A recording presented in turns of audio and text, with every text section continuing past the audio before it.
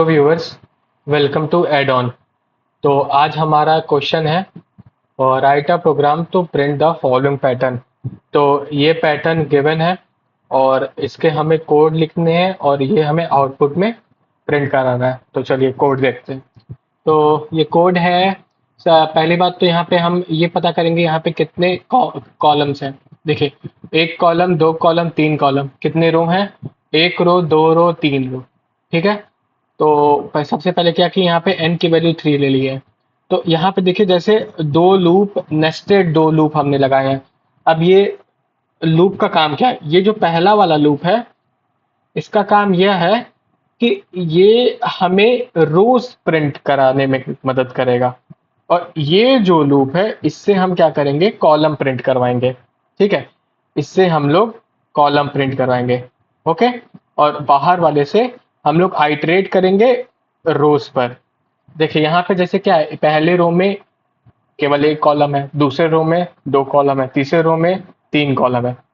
ये रो होता है और ये होता है कॉलम। ठीक है।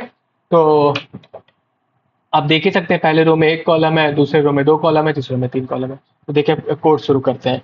तो कोड शुरू करते हैं कैसे? एक लूप चलाएं।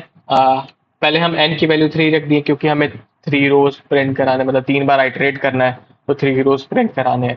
तो हमने 3 कर दिया। तो सबसे पहले i का वैल्यू 1 होगा, मीन्स पहला रो प्रिंट हो रहा है। पहले रो में हमें कौन सी वैल्यू प्रिंट करानी है? केवल 1 प्रिंट कराना है। तो हम j को 1 से i तक, मतलब देखिए, जैसे दूसरा रो है तो दो वैल्यू प्रिंट कर रही है, तीसरा रो है तो तीन वैल्यू प्रिंट करा रही है।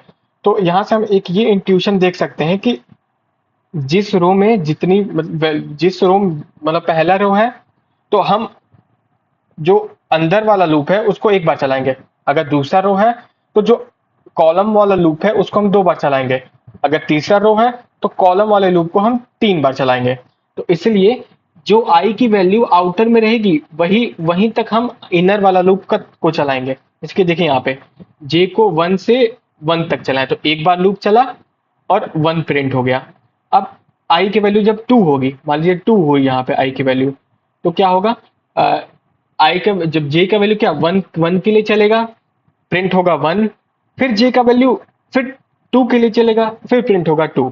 अब मान लीजिए आई की वैल्यू 3 हो गई, तो फिर क्या होगा?